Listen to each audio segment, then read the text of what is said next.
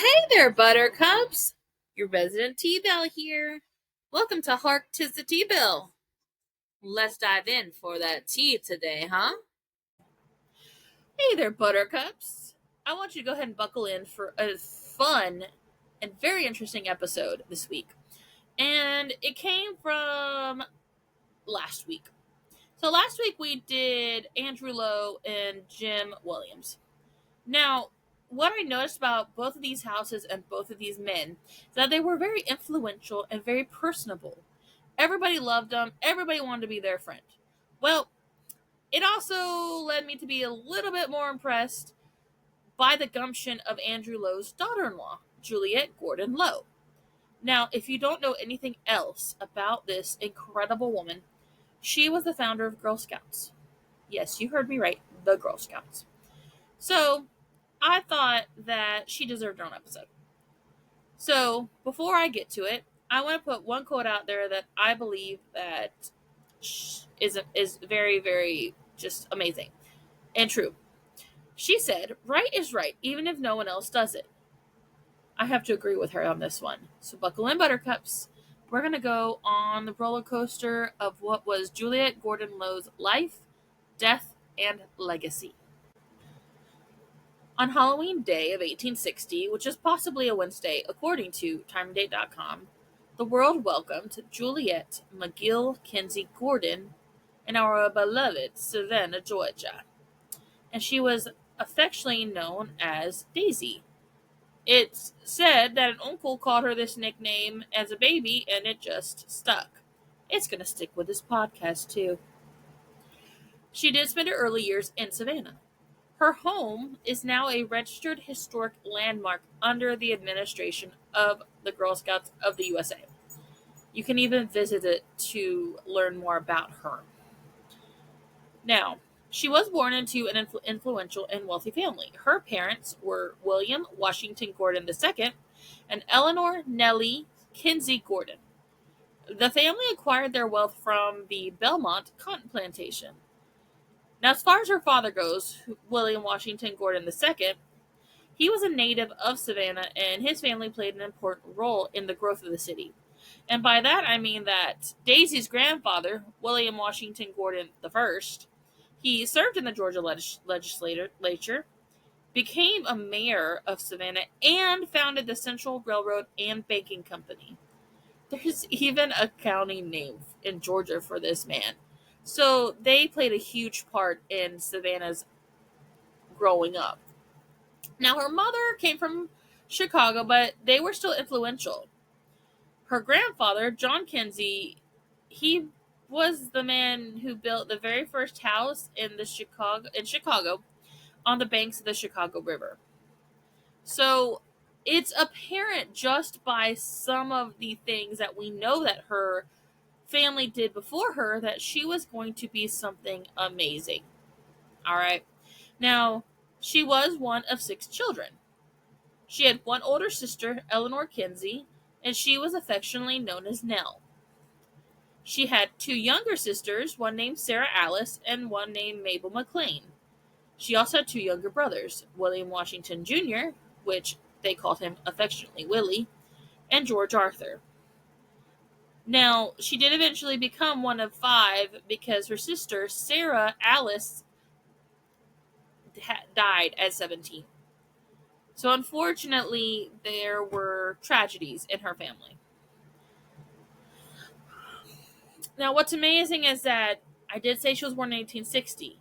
Shortly after her birth, the United States entered the Civil War, and she had family that was fighting for both sides. Now, her father,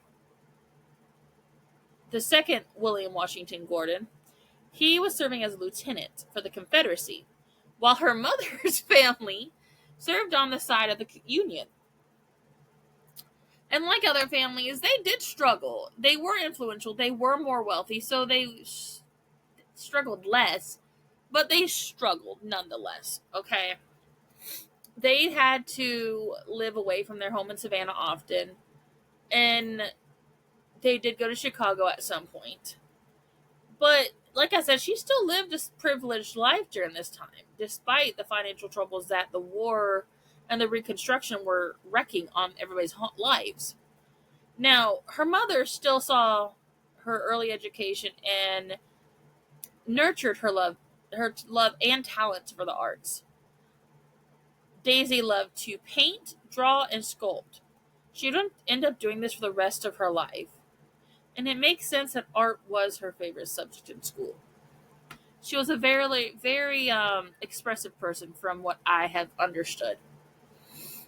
Now, happy days come when the family is reunited in the summer of 1865, and the plantation recovered economically.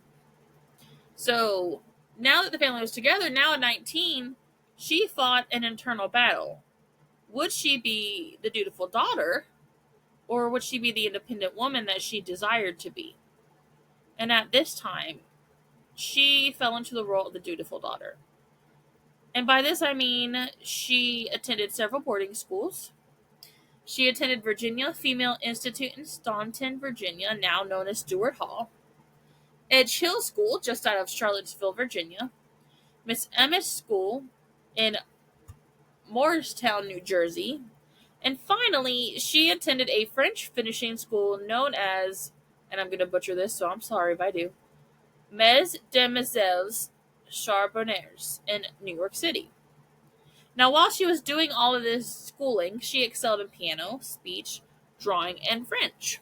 She did have difficulties with spelling and grammar, so there are some historians who believe she may have had a learning disability. I mean, it would make sense, but she was anything but typical, even though she had the typical upbringing of a teener time, being, coming out as a debutante, all that. Her brother described his sister as a brilliant eccentric. She always had a love of animals, specifically exotic birds. One could be seen often perched on her shoulder. She was athletic from childhood. One of her favorite skills was to stand on her head. She would actually later do this at the Girl Scouts National Headquarters to proudly show off the new uniform shoes. One of the fun facts is that she actually would do this every year on her birthday to prove she still had it.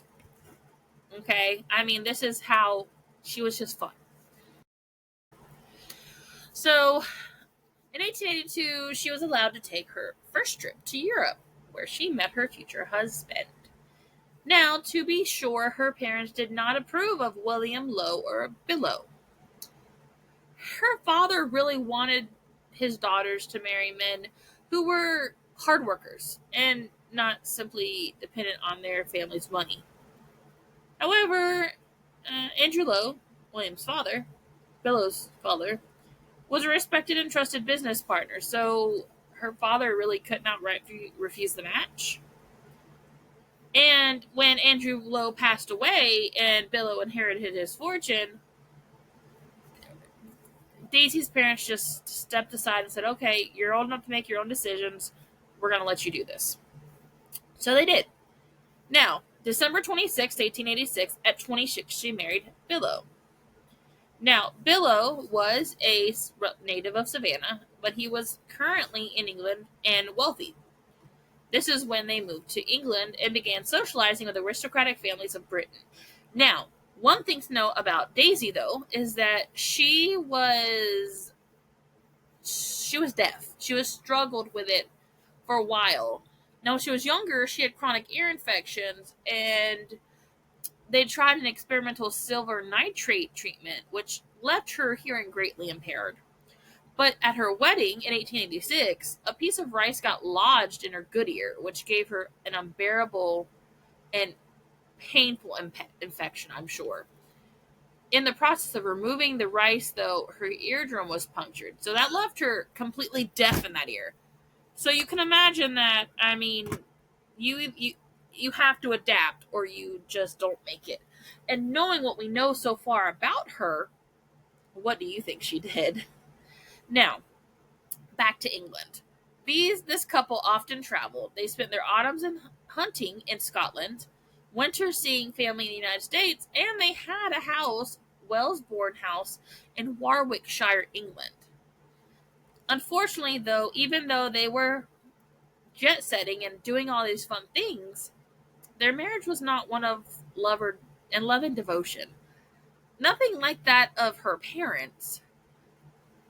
And this is where we see that her father was right in his initial thoughts of her new husband, as he did spend money wildly. He did also take on a mistress while they lived in England.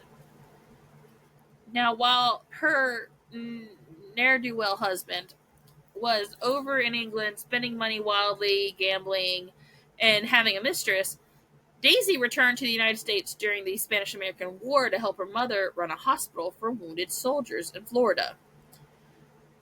Now, her frequent trips led them to spend very little time together because she was also searching for cures for her hearing loss. And I mean, it makes sense. No children were produced due to the struggles with probably not being there, but also she struggled with ovarian abscesses. So this was bound to be a childless marriage. Now, she returns to England, and it's just obvious her marriage is beyond repair, okay? In 1901, she was aware there was another woman. This woman's name was Anna Bateman. She was an actress. Now, Billow wanted out, which at the time was a shocker. It was a coming out of the corner like nobody knew it was coming. Because this also tells us what kind of person Daisy was. Now, in order to prove a desertion, adultery, and cooltry, she would have to tarnish the lives of her soon-to-be ex, and his mistress to prove this. And she just didn't have it in her. In 1902, he really did leave her for this other woman. And he started drinking heavily, and this worried his social circle. They were worried about his mental and physical stability. They eventually all but deserted him. Now, during this time, on the flip side, Daisy's family and friends rose to the occasion by hosting her, so she would have socially acceptable reasons to be from home. Basically, William or Billow's people abandoned him. Tells you what kind of people they were and what kind of person he was. But Daisy's family just said, nah, come on, let's come to my house. Come do this. You don't need to be home right now. Now, in 1905, during divorce proceedings, Billow died suddenly. And what really happened was he had a seizure during a trip with his mistress. After his death, this is when Daisy learns that he altered his will, leaving most of his estate to his mistress, Anna Bateman. Daisy knew she had to, so she contested the will, came to a settlement, and won a large settlement, including his property in Georgia. Now, in 1905, 1906, I'm sure when all this was taking place, this would have been easy for her to navigate at all.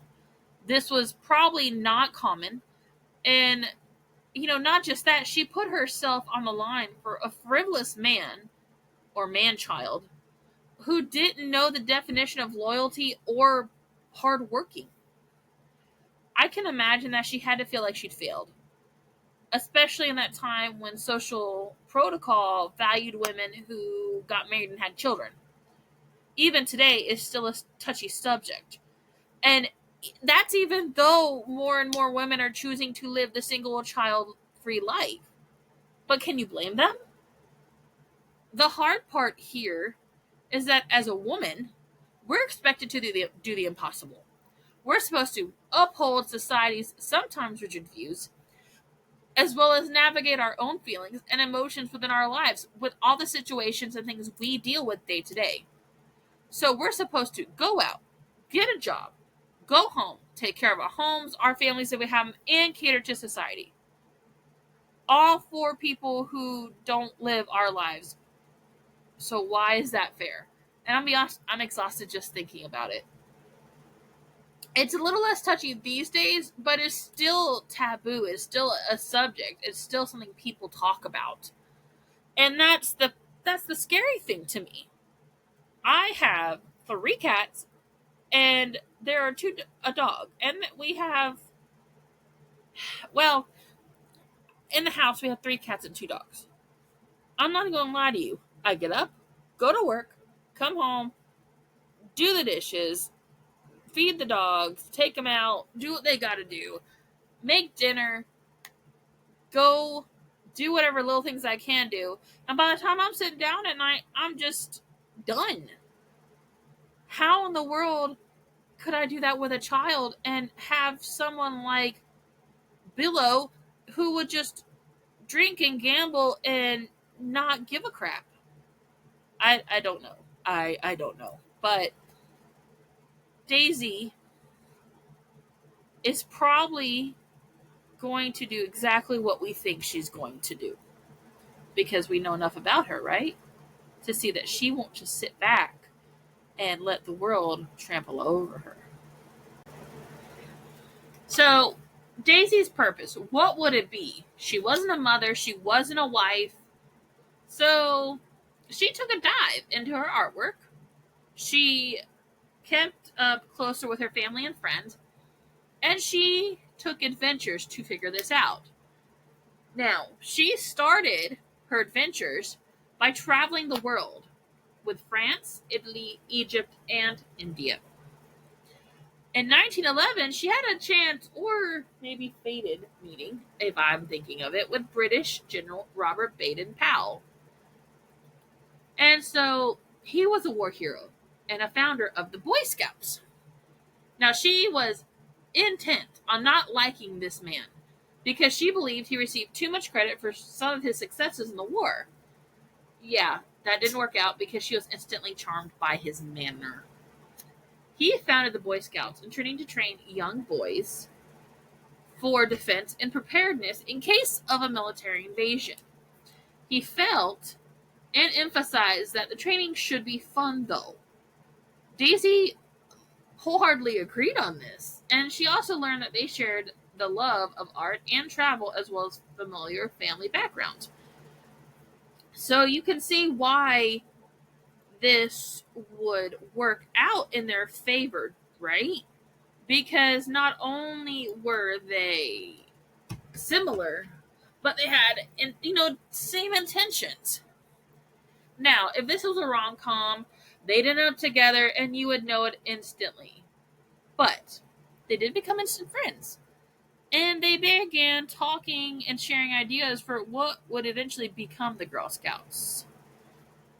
Now, he helped her by basically letting her begin working with the Girl Guides, which was an organization that Baden-Powell had set up. He wanted her assistance, and boy, did she give him what he wanted. And it wasn't long before she established more Girl Guide troops in London and rural Scotland. Now, she had invited girls living near her Scotland estate to join the meetings weekly, and this is probably how she ended up getting more troops or companies in London started. She did let her father know about the Girl Guides, and what she said was, I like girls. I like this organization and the rules and pastimes. So if you find that I get very deeply interested, you must not be surprised. Now, her father was a little bit, I don't want to say the word suspicious, but hesitant, because apparently she got excited about stuff, but then her interest would wane. But she proved them wrong. She accomplished all of this before returning to Savannah in 1912. She was so enamored by the Girl Guides, though, that she started a movement in Savannah when she got back. On March 12th, 1912, the original 18 girls registered as the first troop of the American Girl Guides. These girls were from her cousin's school, and she broke the convention of the time. She was able to reach across class, cultural, and ethnic boundaries to ensure all girls, including those with so called disabilities, had a place to grow and develop their leadership skills. Now, the next year, the Girl Guides officially evolved into Girl Scouts. And this was an incredibly sweet change because the girls themselves decided they wanted to be called Scouts in America. This wasn't something Daisy said, hey, we got to do. The girl said, I want this. And Daisy said, all right. Now, this was the beginning. She proved her family wrong. I mean, they had a very good right to be suspicious based on prior experience, but this was something that she was passionate about and something that she was never going to wane. Her interest would never wane on this, ever. This caught on like wildfire in Savannah. Walter John Hoxie, a famous naturalist and a friend of Daisy's, was engaged to adopt the English Girl Guide handbook to make it for the American girls. They also used the English Girl Guides handbook to design their uniforms and badges. One of their main goals was to get girls involved in outdoor physical activities. So, guess what? A basketball league was formed quickly. Now, Daisy wasn't using other money. She was using her own money to fund this new organization. She even sold her valuable pearl necklace when they were short of funds. And there have been questions on how much this costs, which I may very much try and find for you guys, okay? And it'll probably be an aside at the end as a fun fact. She also used her talent for fundraising and public relations to lead the girls with passion and determination. Now, something that I found is that she would use her deafness when she thought it would work for her when it was fundraising, which if she didn't hear someone say no, which, you know what, that sits right there with me with her. Now, being that these girls were, trying to do what they were doing when the World War hit, well, World War I, they were encouraged to aid in the war effort in whatever ways they could. So they did sell white flags, October 12th of 1914. And when I say troops, I mean troops from Boston, Washington, New York, Chicago, Baltimore, Philadelphia, Savannah, Newark, Cleveland, Richmond, Cincinnati, St. Louis, Atlanta, Detroit, San Francisco, St. Paul, and New Orleans all participated. Y'all, this shows us the impact that the Girl Scouts had in America and how fast they grew. Now, we aren't going to forget the Girl Guides in England because she was still working with them too. They were acting as important assistants for communication and household tasks. And all girls were rolling bandages, helping by nursing, planting gardens, canning food, and selling war bonds. Now, like I said, Daisy was still involved in the Girl Guides in England. So, when she was in the United Kingdom, she was supporting Belgian refugees and raising funds for British soldiers and their family.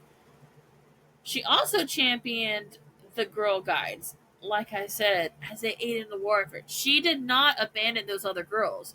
She just started her own fraction in the United States.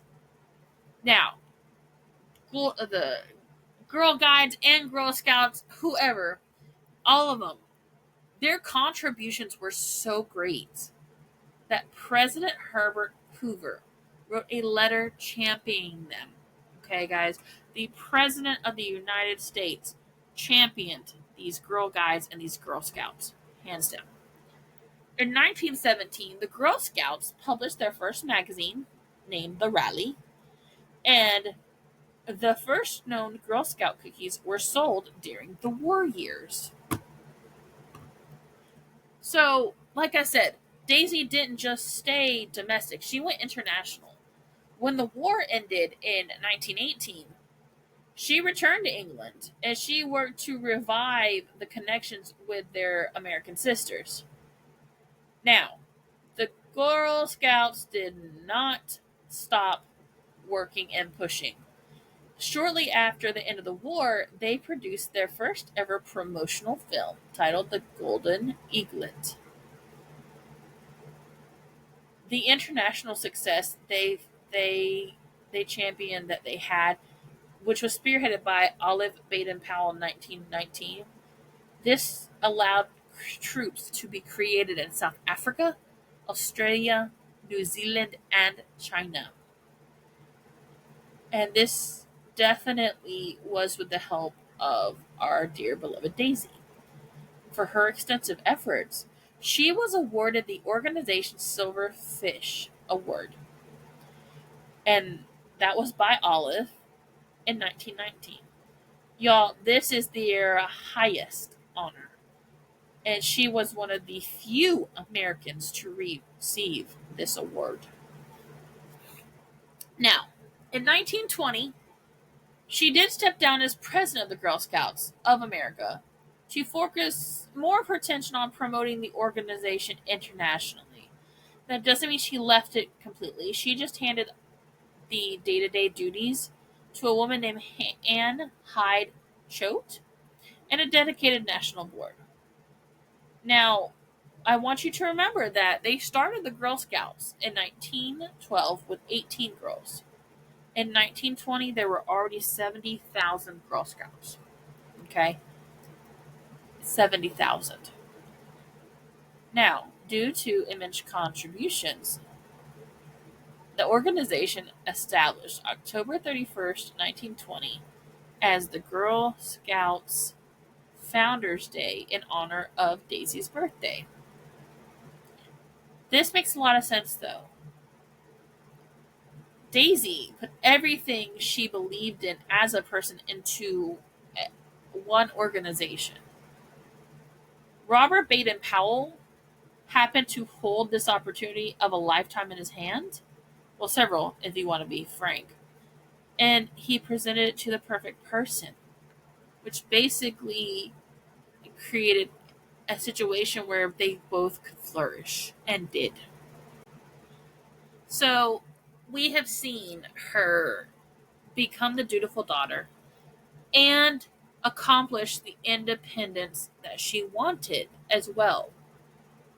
She did a whole lot of great things in her life. But sadly, in the early 20s, stated in some articles as 1923, she was diagnosed with breast cancer. Now, she didn't tell her family or friends, okay, which, can anybody here be surprised? She did have several surgeries, and she did find several treatments to try and cure the disease. But one of those included the ingestion of lead, but that did not work. Go figure. Despite what I imagine as a terrible battle, she kept up a relentless schedule of promoting and supporting her beloved Girl Scouts with her devotion, her energy, her enthusiasm, and everything intact. And she still contributed financially. And she did this while keeping her illness away from the world. Family, friends, everybody. In May of 1926, the city of Savannah honored Daisy for Georgia Day. And she also made her last voyage to England in 1926. Now, here's where, even till the very end, she wasn't thinking about just herself. She had noticed that there was sadness within her traveling companions, and she was demanding that a party be thrown for her birthday, since everyone had forgotten. Now, her companions and everybody on that ship got moving, and they baked a 3-tier cake. It was covered in daisies. They created this grand event, this obviously enjoyable event, right? So everybody loved it. They enjoyed it. They had the time of their lives. And so their sadness was set aside, right? They were just celebrating her. Well, dear old Daisy admitted to them that her birthday was really in October. Now, thing is, nobody was angry when they learned of this. All she wanted was them to have a really good, needed birthday party to liven things up. And they did enjoy themselves. And so, until the end, her goal was to bring joy to those around her. Whether she was assisting the Girl Guides, the Girl Scouts, the people in her life, it didn't matter. That was her goal. In May of 1926, she realized one of her greatest dreams by hosting the fourth World Camp in the United States. And I can imagine this was such an honor because it included Girl Scouts and Girl Guides from all over the world. When they stepped foot on Camp Edith in New York,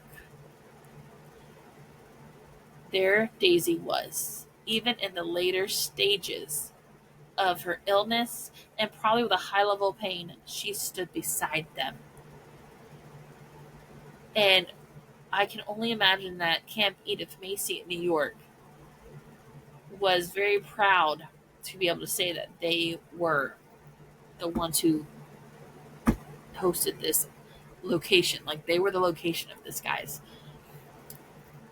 But she hosted this. Can you imagine having an idea that you just had in your head and realizing this dream that was in May of 1926, okay? Probably before she went to England.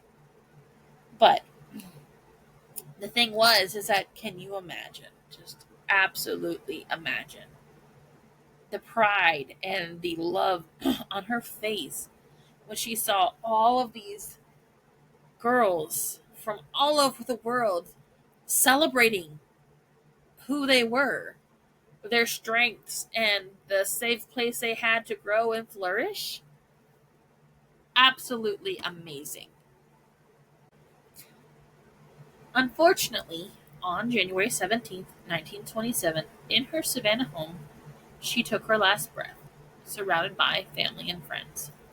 She was buried in Laurel Grove Cemetery wearing her Girl Scout uniform with 200 Girl Scouts in attendance. Now, like, we all know when she put her mind to something, she did it. She was, in my humble opinion, a woman advanced for her time. There were 18 girls originally starting a troop in 1912 to over 50 million members over the years, and that was the number in 2017. This organization is self-sufficient as well due to its many patrons and cookie sales. And she was very much an honored person. So they established the Juliette Low World Friendship Fund, which was used to finance international projects for Girl Scouts and Girl Guides. And she has received awards after her death.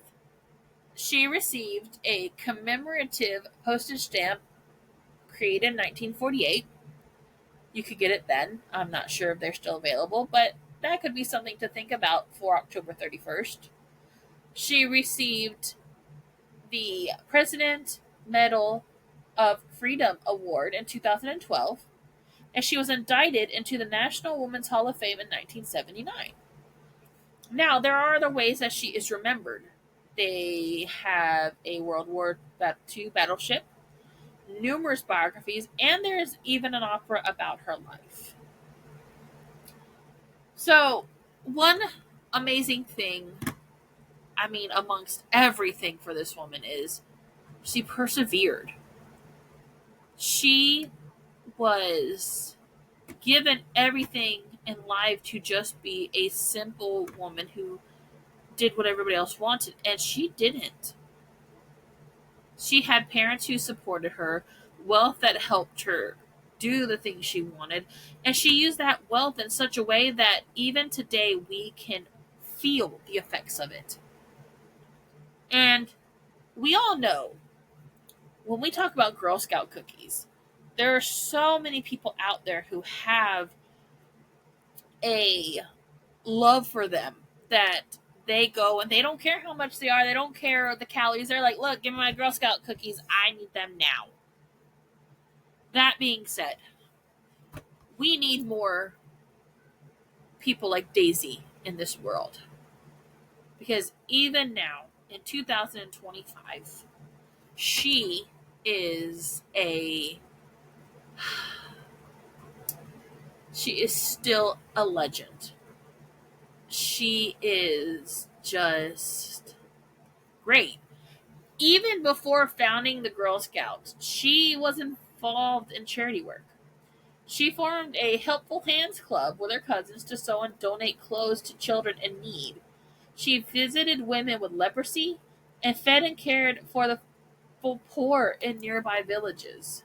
Okay? And when we talked about her learning disability, it could be dyslexia, as her letters often contain spelling and grammatical errors despite her privileged education. And so there's just so many things that she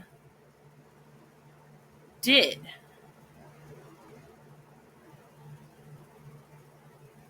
Even through women's suffrage, she was a very smart woman, obviously.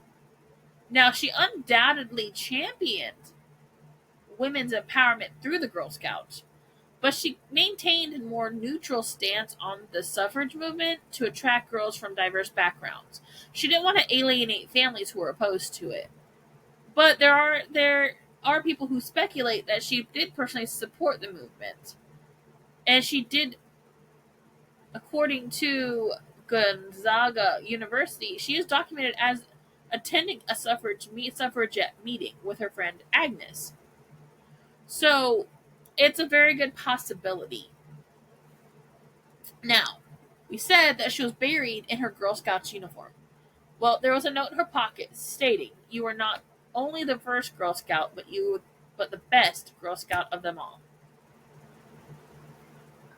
And that's the absolute truth. Because without her, I don't think it could have been this way. Girl Scout headquarters is a remodeled carriage house. The first Girl Scout headquarters in the U.S. was located in a remodeled carriage house behind Lowe's home in Savannah. And at one point, to raise awareness and funds, Lowe dropped pamphlets onto a crowd from an airplane in New York during Girl Scout Week. These are just some fun things that we know about her.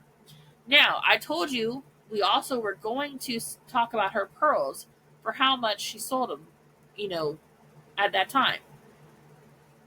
In that time, it's said to be $2,800 to $8,000. Yes, a very, very big difference. But today's money could be from $71,000 to $217,000. It was a huge, significant personal sacrifice she did. Her quote, "Jewels are not important, but my Girl Scouts are. They need the money more than I need pearls." This just tells us that she was even more of an icon. And apparently now, Girl Scouts and alumni honor her memory by wearing pearls on October 31st, her birthday. Now, some fun facts that we do have. She once decorated a fashionable hat with carrots and parsley to emphasize her dedication to the Girl Scouts and encouraged others to also contribute. She was awarded 2 patents, one for a liquid container for use with garbage cans or the like, and another for the iconic trefoil Girl Scout badge. So just some great things that she did. Now, the battleship for World War II, the United States launched a Liberty ship named in her honor, the SS Juliette Low. And that's what is so great. In 1954, the city of Savannah named Juliette Gordon Low Elementary School after her. Elementary schools in Arlington, Illinois, and Anaheim, California also did this. A bust of Juliette Gordon Low is dedicated and displayed in the Georgia State Capitol in 1974.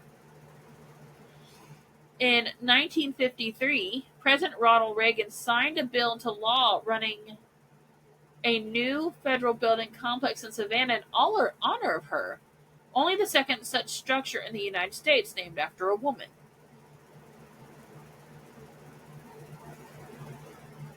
In 1992, Georgia Women of Achievement, a statewide organization dedicated to promoting the accomplishments of exceptional women in Georgia history, inducted Juliette Gordon Low during its first ceremony.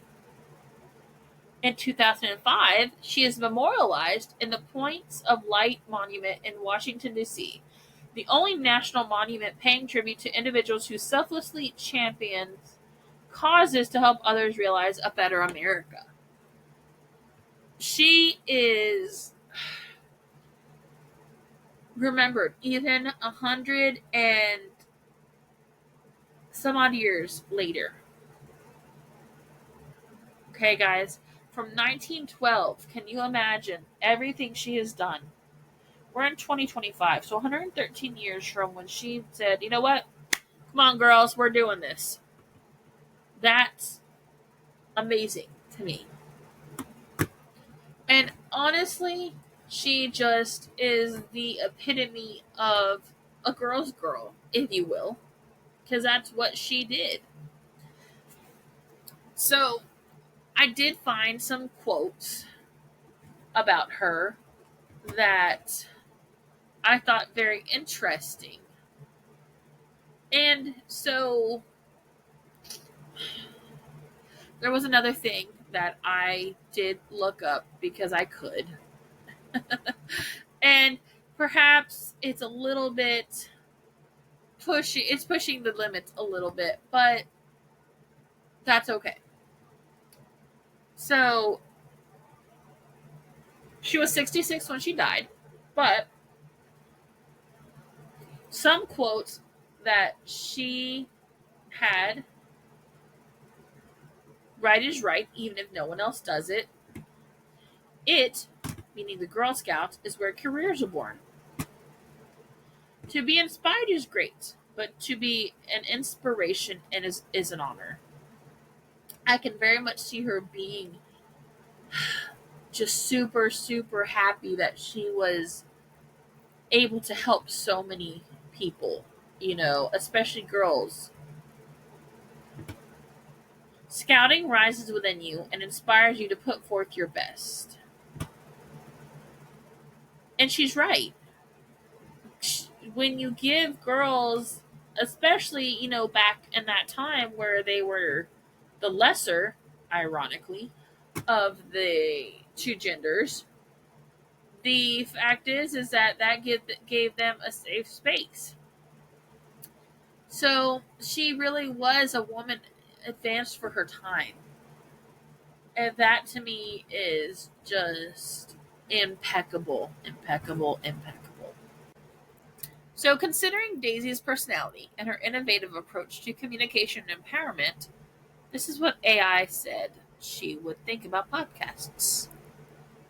Embracing new adventures for communication.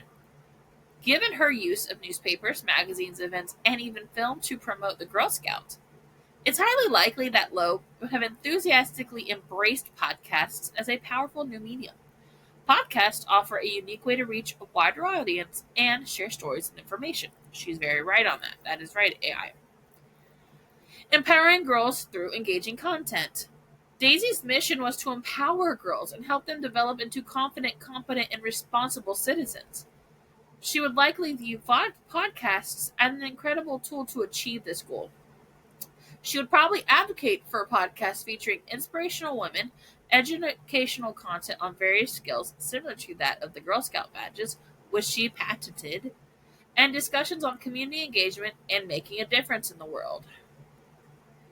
a girl-led medium. Low, our Daisy, was a strong proponent of the girl-led philosophy within the Girl Scouts. She would probably be thrilled with podcasts that featured girls' voices, allowing them to share their perspectives, stories, and experiences.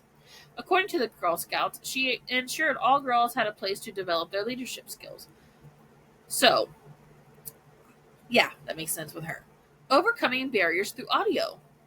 Daisy herself overcame significant challenges, including hearing loss. She would likely appreciate how podcasts can be accessible to a broader audience, regardless of visual impairments or literacy levels. Connecting with a global sisterhood. The Girl Scouts movement and Daisy's vision transcended geographical boundaries. Podcasts could be a fantastic tool to connect Girl Scouts and Girl Guides around the world, sharing their stories, experiences, and promoting global understanding and friendship. Notes the Girl Scouts. The Juliette Low World Friendship Fund, which powers international projects, demonstrates her vision for a global connection. Making the world a better place. She firmly believed in the importance of making the world a better place. She would probably endorse podcasts that promote social responsibility, highlight important causes, and encourage listeners to take action for positive change. So basically, Daisy would likely see podcasts as a powerful and adaptable tool for furthering the Girl Scout mission of building girls of courage, confidence, and character who make the world a better place.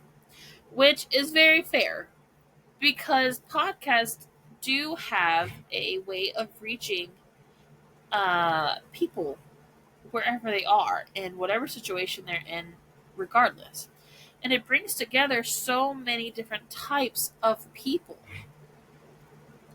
As a bonus episode, I posted that I went and saw Patrick Hines, and he is a podcast host as well. And he is amazing, by the way. Go see him. But I bring this up because while I was there was another woman who was starting a podcast. She asked him similar questions I would have asked him had she not, because you know what? I couldn't ask every question. I wanted everybody to get a chance, you know? But that being said, she and I connected and we talked, and she's my friend on Facebook, and I am eagerly awaiting her podcast as soon as it comes up. And she is just, I'm sure that she is an awesome person just based on the little bit of time I saw her. But she has put so much work into even just getting started and getting everything set up that I know she's going to be a hit. And I absolutely cannot wait to see her rise and do what she wants and do what she loves and be able to reach people with everything she has. And that's something that Daisy would approve of. It's not what you give people in terms of materials, it's how you support others. And supporting others and being there for others and being a good person, being a good human is all that we really need to be sometimes. Gifts are great, and sometimes it is well needed. Good pair of socks, you know, maybe a little snack that you don't normally get for yourself, but the support that we can give others in their time of need, and just doing it because we can, not because we expect them to give us anything back, just because we can, because we want to see other people rise in the world. We don't have to step on others to rise above. We can reach out our hand and we can all move up together. So, ladies and gentlemen, I want you to take this episode as a sign of be a good human, do good for your people, your community, everything else that you're involved in, and just make life the way you want it to be in the best way. Persevere if you can. And sometimes it'll take small steps, but you can do it. And if you ever doubt yourself, just what would someone you love or who cares about you think about you? Would they think you were lesser than? Absolutely not. they would think that you were amazing and that you could do anything you put your mind to. And guess what? They're right. So, my buttercups, I hope you have a spectacular week. And I hope you go and be a good human and get the things you want and do good stuff. Bye.